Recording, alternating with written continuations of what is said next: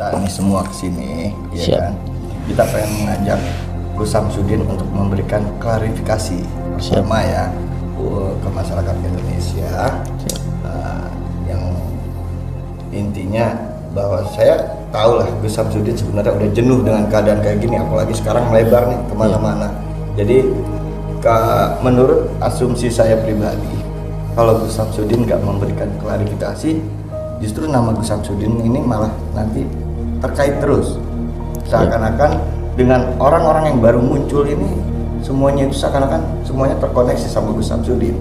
Nah, masing-masing pastinya pada akhirnya kita semua bakal bisa menilai mana yang mempunyai kepentingan pribadi dan mana yang lebih mementingkan kepentingan orang banyak. Iya. Saya atas nama pribadi Samsudin memohon maaf.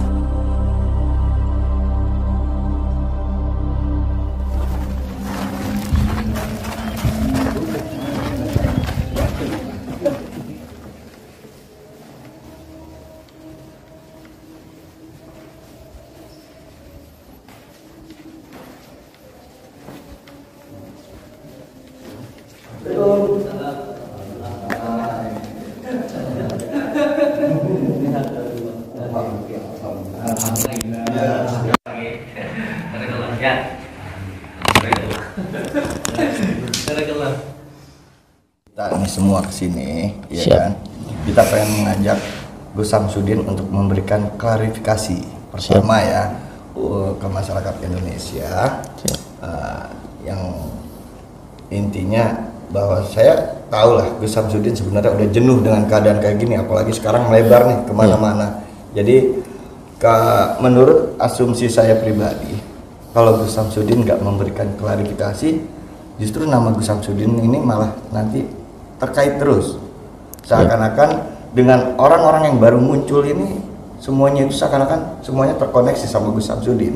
Nah, harapan saya Gus Samsudin memberikan klarifikasi kepada kita semua, jadi akhirnya kita semua tahu bahwa ini udah bukan bagian yang terkait dengan permasalahan awal gitu. Nah, yang kedua ini terkait masalah legalitas, ya kan? Jadi saya pengen mengajak Gus Samsudin untuk bisa kembali beroperasional dengan legalitas yang menurut ketentuan dan acuan dari pemerintah. Nah, mungkin itu bisa langsung disampaikan sama Mas Sigit ya. Tapi terkait masalah klarifikasi Gus Samsudin sendiri, saya mau nanya nih, keberatan nggak nih Gus Samsudin? Iya. Jadi gini, kalau seumpamanya kita itu tidak merasa, terus kenapa kita itu harus marah, kan begitu. Dan saya sangat menyayangkan kenapa kasus ini malah melebar kemana-mana begitu. Padahal ketika seseorang dikatakan orang tua atau bahasa Jawanya dukun ya, karena dukun ini, nama kata dukun ini sudah ada dari zamannya Mojopahit dulu. Jadi zaman Nuswantoro dulu sudah ada kata-kata dukun. Dukun kalau yang saya pahami adalah duduk tekun mengamalkan kun fayakun begitu. Jadi mengerti duduknya kun gitu. Kalau namanya kun ya kun fayakun berarti jadi, dan terjadinya ini bukan atas dasar kehendak diri kita, tetapi kehendak Tuhan begitu, kehendak Allah lah. Jadi kalau semuanya kita memang sudah dijadikan sama Allah, itu memang dijadikan orang tua ya, jadi orang tua yang tenanan itu, atau tenan gitu. Jadi saya selalu berbicara tenan itu sebenarnya ada filosofinya. Jadi tenan itu ya sing tenanan gitu loh. Ya, tapi kan itu ini ya istilahnya inian Gus Samsudin kan, bahwa Gus Samsudin sebenarnya pada dasarnya selama ini bersikap seperti ini. Siap. Kan? Tapi kan kita ketahui nih, netizen ya, khususnya masyarakat Indonesia kan sebenarnya butuh satu kejelasan, pernyataan sikap gitu. Nah, itu yang mau saya sampaikan hari ini, bukan kayak yang model kemarin-kemarin yang pembuktian apa segala macam. Ya, selama ini mungkin semua tahu gitu kan, kalau saya, Gus Metal, Kang Joko juga sebenarnya coba menyerukan ayo berdamai, nggak usah diperlebar lagi, hingga akhirnya semua yang tidak terkait jadi terkait gitu, semua yang tidak kompeten jadi ikut turun tangan, seakan-akan mereka lah yang paling kompeten dan mewakili semuanya, ya kan? Ini sadar atau nggak sadar ini yang sedang terjadi. Jadi poinnya kita coba ajak Gus Samsudin hari ini, dan alhamdulillahnya Gus Samsudin bersedia untuk memberikan klarifikasinya, sehingga masalah yang saat ini mungkin rame nih dan melebar kemana-mana, insya Allah bisa terselesaikan satu persatu. Ibarat mengurai, kita sedang mengurai benang kusut nih. Jadi mudah-mudahan semuanya kembali tenang, damai, dan Indonesia kembali menjadi satu negara yang benar-benar persatuan dan kesatuannya itu terjaga gitu, baik di dunia nyata maupun di dunia mayanya. Karena saya jenuh pribadi dengan komentar netizen yang saling baku hantam gitu di sosial media gitu kan. Padahal kenyataannya mau dipercaya atau tidak, di dunia nyata tuh nggak ada apa-apa. Biasa aja. Ini yang ramai di dunia maya gitu. Nah, makanya kita butuh pernyataan statement dalam bentuk tayangan juga gitu untuk meredakan masyarakat dunia maya sebenarnya. Gitu. Nah, terkait legalitas gimana? Jadi sebenarnya gini, karena dilihat dari sisi lainnya, maksud saya dalam bentuk praktisi, terapis ataupun praktisi. Kita kan praktisi nih. Yang namanya praktisi itu kan ya melayani kebutuhan konsumen tentang bagaimana menjadi seorang penyiar tradisional. Dan menjadi seorang penyiar tradisional itu kita kan membutuhkan dan memang diharuskan memiliki STPT. Nah, itu waktu dulu itu gimana kok sampai izinnya dicabut itu karena bagaimana? Iya, jadi dalam izin praktek yang kita ketahui yang bisa diizinkan di dinas waktu itu adalah pijat.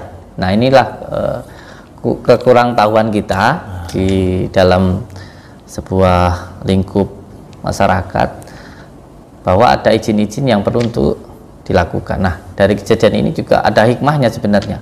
Hikmah dari kejadian semuanya ini bahwa kita jadi lebih tahu tentang praktisi harus ada izin seperti ini begitu. Ya, sebenarnya sepengetahuan saya itu kan ada 3 nih. Oh, ada 3 ya. Ada 3 Gus.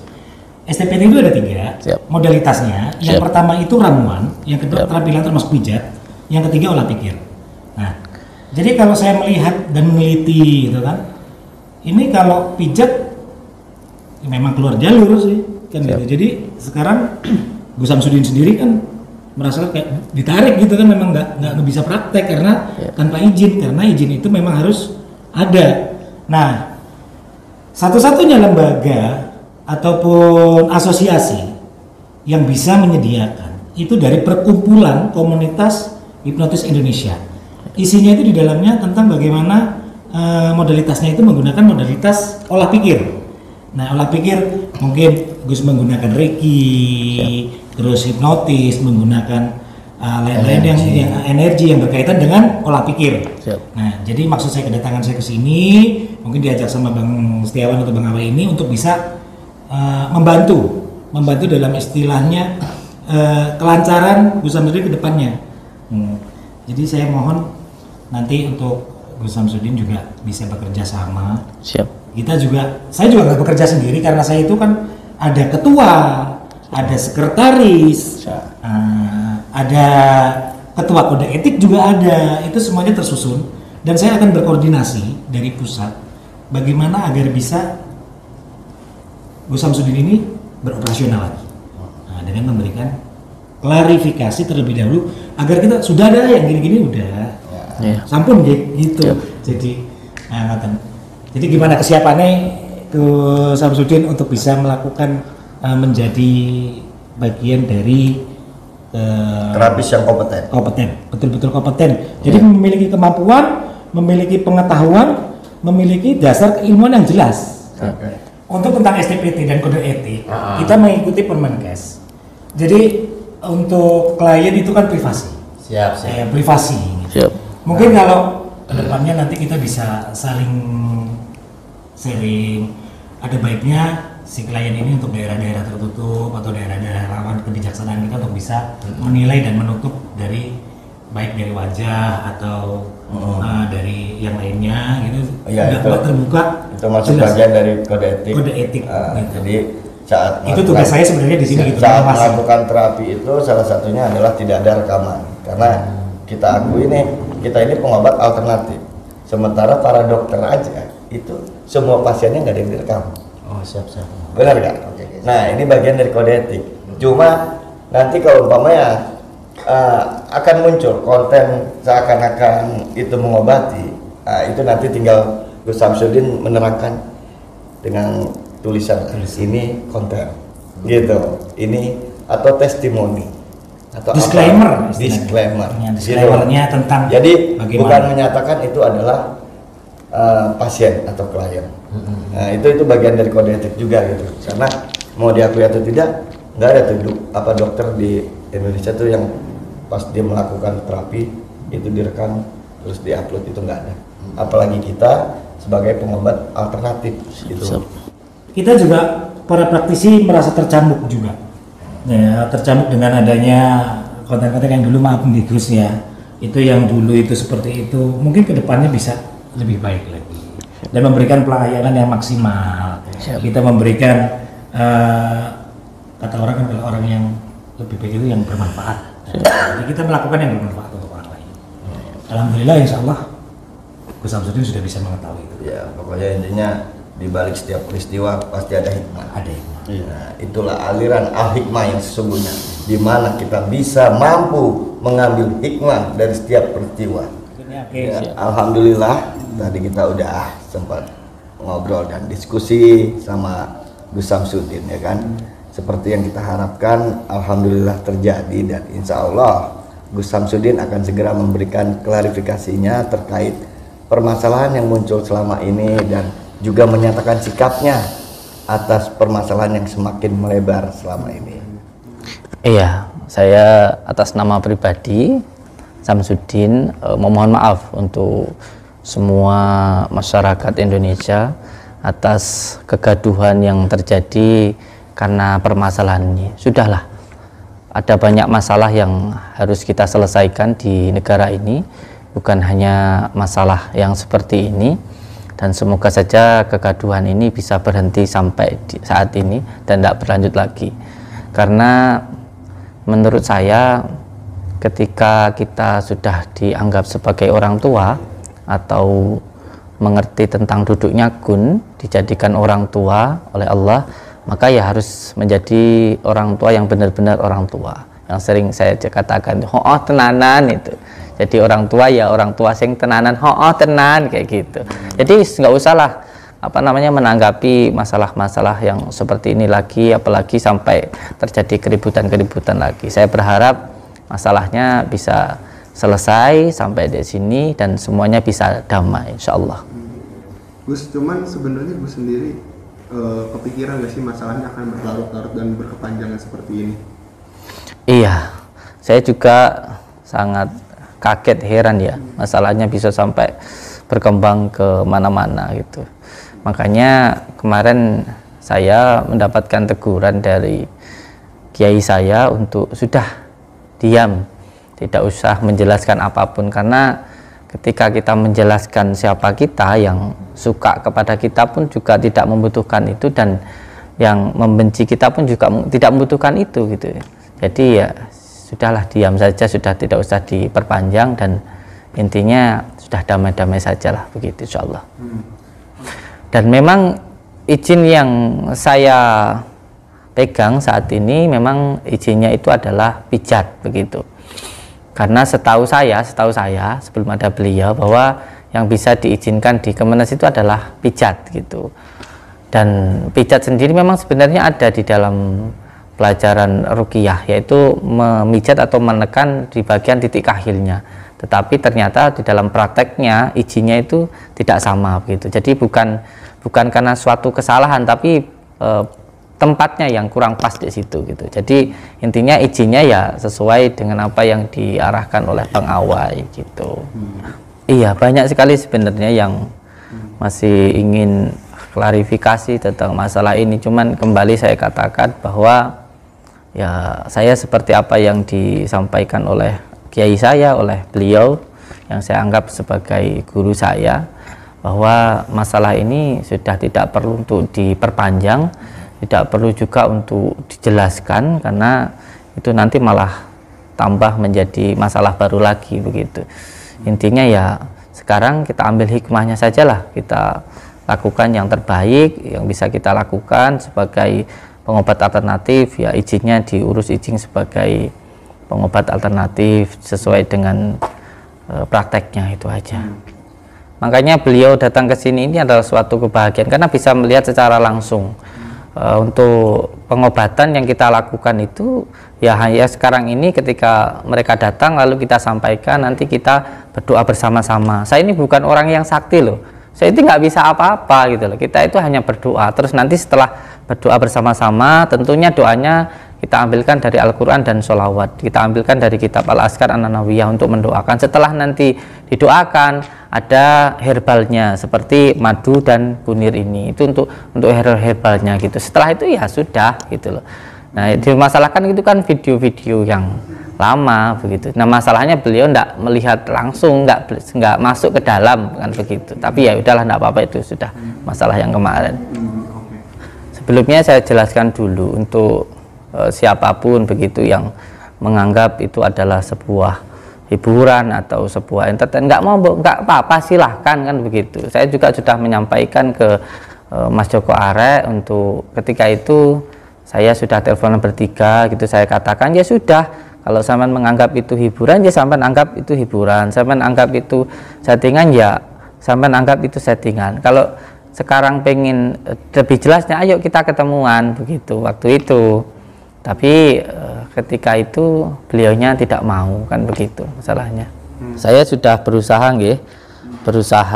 sekuat tenaga saya untuk bertemu, untuk bertabayun secara langsung, dan saya sudah berusaha juga untuk menjelaskan, tetapi ternyata juga ketika dijelaskan tidak menjadi sebuah kebenaran, karena sepertinya ya hanya sebuah pembenaran bukan sebuah kebenaran gitu. Akhirnya saya mengambil kesimpulan ya sudahlah, masalah ini saya cukup diam saja dan saya lakukan yang terbaik yang bisa saya lakukan, itu saja. Kita ambil saja hikmahnya dari semua ini begitu, bahwa kalau menjadi orang tua ya harus menjadi orang tua yang tenanan, tenan gitu.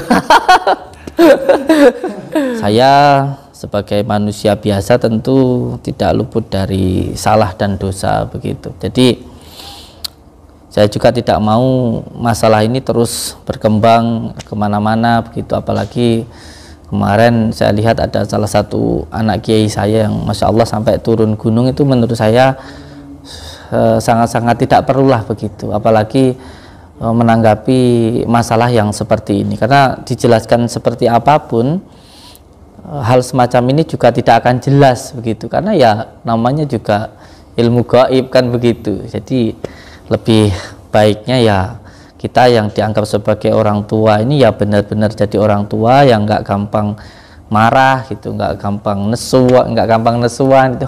Tenan ojo nesuan gitu. Hal semacam ini sebenarnya setiap ilmu hikmah itu tidak bisa dipertunjukkan.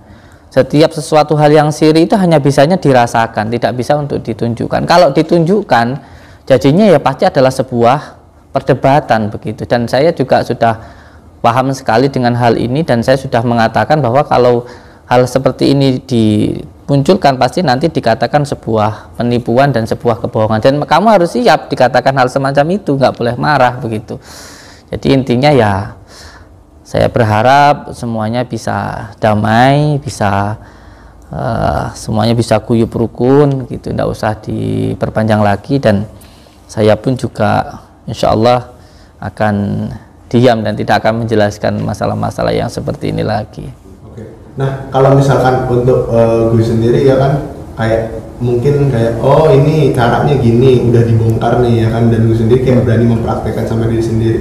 Nah, ini pengetahuan ini juga maksudnya atas mungkin trik-trik dari oknum-oknum paranormal ini Gus dapat dari mana? Saya mempelajari ilmu paranormal itu, saya awalnya dari kecil saya memang suka sulap.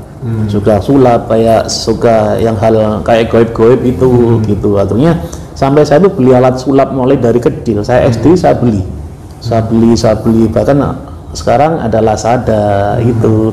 Saya pelajari itu. Ternyata yang dimainkan sama paranormal itu ya alat sulap itu semua. Itu kebanyakan seperti itu. Ya, saya nggak menyalahkan semua paranormalnya. Saya setuju adanya paranormal. Yang saya nggak suka itu oknumnya. Itu justru gara-gara oknum itu paranormal yang benar itu dikirain bohong dengan masyarakat yang lain-lainnya. Jadi seakan-akan paranormal yang ada di Indonesia ini dikirain bohong semua. Padahal bagi saya enggak. Untuk uji kompetensi paranormal di Indonesia ini belum ada, ya. Uji kompetensi paranormal belum ada. Tapi kita bisa menggunakan metode olah pikir. Yang kita gunakan yang tersedia saat ini ada PKHI. PKHI itu Perkumpulan Komunitas Hipnotis Indonesia, yang dimana dia merekomendasikan seorang praktisi itu untuk bisa menjadi kompeten. Bahkan di PKHI ini itu terbentuk satu tim yang namanya LSP, Lembaga Sertifikasi Profesi Komunitas Hipnotis Indonesia. Nah, jadi dengan adanya kompetensi ini, kita tahu bahwa keilmuan ini kita bisa menggunakannya dengan sangat baik. Jadi kalau untuk ada yang ngaku-ngaku di luar sana, mohon maaf, oknum-oknum ya, oknum-oknum yang katanya bisa ini, bisa itu, jelas nggak kompetensi mereka itu apa? Gitu. Jadi kita jelas dulu kompetensinya, dia dari mana. Dan saya juga dari Bang Awai, kebetulan saya daerah Jawa Timur, jadi saya ada hubungannya dengan Gus Samsudin. Nah ini kayak perlu diluruskan. Gitu. Juga mohon untuk oknum-oknum yang di luar sana, kalau memang memiliki kemampuan, mari kita sama-sama untuk bisa menguji kemampuan kita melalui pihak ketiga. Jadi nggak dua belah pihak antara si terapis dan si klien. Jadi kalau ada pihak ketiga, diuji betul-betul kemampuannya dan bagaimana seharusnya berjalan di lapangan dan sesuai standar operasional prosedur SOP-nya.